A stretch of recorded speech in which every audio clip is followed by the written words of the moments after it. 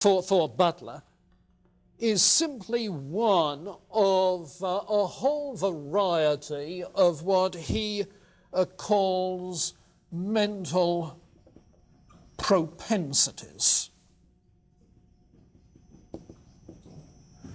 Propensities of the mind. In other words, we were made with certain capacities, tendencies. As he says, God-given tendencies. Tendencies which, as they function, provide this moral sense. Now, these four kinds of propensity are, first of all, particular passions, where he seems to be speaking particularly of desires. Desires for satisfaction. And so the feelings, the emotions, the desires associated with hunger, with sex, with anger, okay, particular desires for particular objects. A propensity as well for self-love, that's the self-interest. A propensity for benevolence, loving others. And the fourth propensity that he calls conscience. Now, self-love and benevolence provide rational checks on our passions. So that out of self-interest, you'll check your overindulgence. Out of benevolence, you'll bridle in your anger. So forth. Conscience, on the other hand, is the propensity to balance self-love and benevolence. You see, if you've got two principles, self-love and benevolence, trying to guide the passions, how do you know self-love isn't going to be dominant? And you're going to turn out as a thoroughly selfish kind of animal, you see. Or so utterly selfless you can't function. Well, that's where conscience maintains the balance in choosing ends and means to pursue to those ends. Conscience is both cognitive in the sense that it helps us to perceive, okay, to see what the right balance is. But it's also authoritative in that it approves or disapproves, you see. It motivates you. And it's out of this authoritative aspect of conscience, what a teacher of mine used to call the conscience prick. The conscience, your conscience pricks you. It's out of that conscience prick, you'll see, that the ought comes. Well, this is another kind of moral psychology, very, very similar to David Hume's, with perhaps two differences in the case of Butler. One is its emphasis is on the rational dimension, the cognitive dimension of the moral sense, called conscience. And the second is the fact that the propensities, the makeup of the human psyche, the propensities of the mind, passions and so forth, are intended by God to function in a certain way. So the virtuous person is one in whom they function in that best way possible. A proper functioning human being is the virtuous human being. That sounds like Aristotle. Remember Aristotle's conception of the good as happiness is the proper functioning of a rational being in a whole life. You see, the functioning of a whole life in accordance with reason.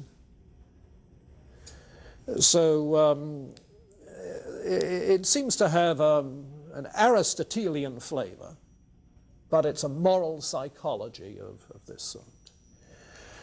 Okay, well maybe that's enough of a glimpse for now of the moral sense philosophers.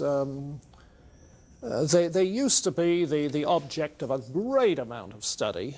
They're of interest now more as historical reactions against people like Hume and Hobbes, more as anticipations of 20th century ethical intuitionism, more as starting the debate on cognitive versus emotive, non-cognitive ethics. You see. But interesting and significant people. I think one of the things which they do is to help us see that an ethical subjectivism, okay, an ethic grounded on moral psychology, an ethical subjectivism can be provide a universal as against relative ethic.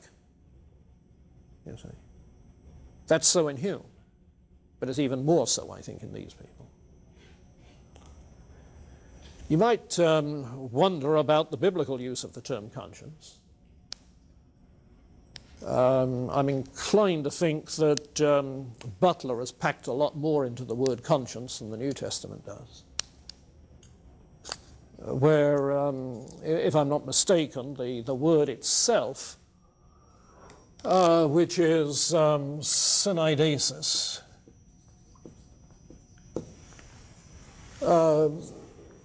the verb ideo and the preposition sun together with means simply the ability to see things together, to put two and two together, to make judgments.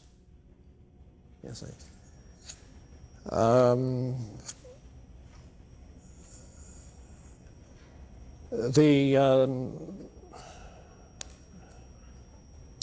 The French word for consciousness is simply conscience. Consciousness is conscience. You see, it's simply there is a capacity to make judgments, to see, put two and two together. And it seems to me that that root meaning is pretty close to the biblical use of the term. Conscience certainly isn't the infallible kind of Pinocchio stuff that mythology has. It's something that can be blurred and very inaccurate, needs informing. Well, in any case, Butler goes further than that, I think. It doesn't seem like it seemed to me that he still answers the question of ought, and like if it's more cognitive, shouldn't there be an answer of why? I think it's there in several ways. One is this: these are God-given with the purpose of providing moral direction. Therefore, ought equals God says do it.